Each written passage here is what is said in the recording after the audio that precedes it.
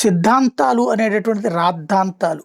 అవి కాలాన్ని బట్టి మారుతుంటాయి. ఒకప్పుడు పెట్టుబడిదారీ బూర్జువా దేశాలు అంటూ అమెరికా, యూరప్ దేశాలని తిట్టిపోసేవాళ్ళు కమ్యూనిస్టులు.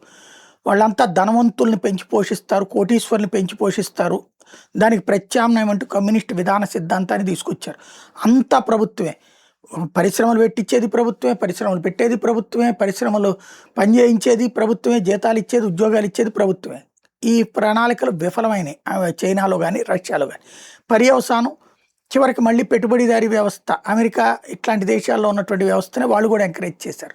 తప్పనిసరి పరిస్థితి అయింది. ఇప్పుడు గల్ఫ్ దేశాల్లో చూస్తే కూడా అదే అర్థమవుతుంది. అయితే ఇలాగే మనకి ఒకప్పుడు గంపెడు పిల్లల రోజులు.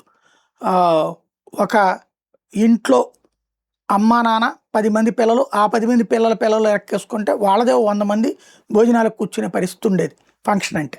అదే ఇటు అమ్మ తరపున అటు నాన్న తరపున వాళ్ళు 10 మంది, వీళ్ళ 10 మంది అన్న చెల్లెళ్ళు అంటే మేనమామలు అవుతారు, బాబాయిలు అవుతారు, పెదనాన్నలు అవుతారు, మేనత్తలు అవుతారు.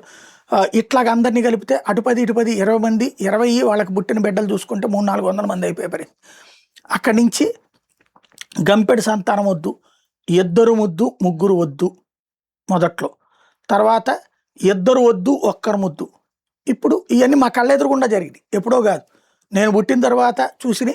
ఇప్పుడు మళ్ళీ బాబు గారు రివర్స్ ఫార్ములా విజన్తో నేను ప్రపంచాన్ని శాసిస్తాను, ప్రపంచాన్ని ముందుగానే కనిపెడతానన్న ఆయన కనిపెట్టలేకపోయారు. ముందుగా పిల్లల్ని కనుక మనం జనాభా నియంత్రణ చేస్తే నాశనం అవుతుంది దేశం.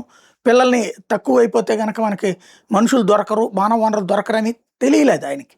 అప్పుడు విషయంలో అట్లా ఆలోచించలేకపోయారు. దాంతో ఇప్పుడు మళ్ళీ ఎంతమందినైనా కనండి మీరు.